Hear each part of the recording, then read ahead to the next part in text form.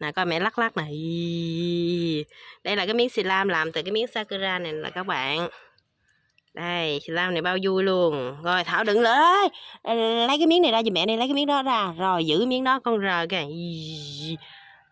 Vui không, vui không, vui không, vui không. Ta-da, ta-da. Cái này mẹ biết bao nhiêu không? Để lên đây nè. Coi mẹ nè, coi mẹ nè. Cũng chiếu nè. Coi mẹ nè, coi mẹ có rớt cái bịch là nó dính đất nha con. Wow, wow, wow. Wow, wow, wow. Đây, xì lam sakura khổng lồ đây các bạn ơi. Không đưa cái miếng xì lam này cho mẹ. Cái này miếng này còn sạch mà. Sao lại lấy như thế này? Thú vị hơn các bạn. Xì lam sakura nha. Em bé. Con đừng làm nó trượt ra ngoài nha con. Em bé này, em bé gì? Trời ơi cưng quá rồi. Chi. Coi chừng nó trượt ra ngoài là tiêu đó. Nó dính đất á. Thấy cái miếng này tấn vô. Đó các bạn ơi. Đây. Em bé gì em bé này?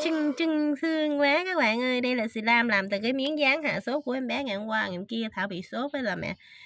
Đây là những cái thành ngũ nó không có thành công, là rất là kỳ công luôn mà không thành công các bạn.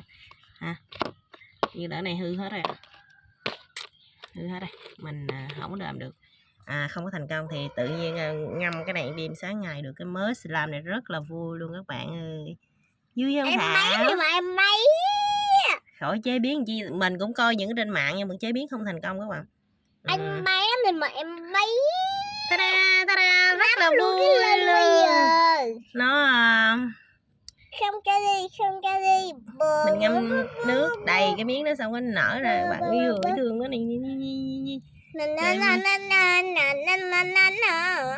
Rồi cái hũ của con đâu? Cái hũ của con để con có thể bỏ vô á. Nãy cái hũ đổ nước rồi đó.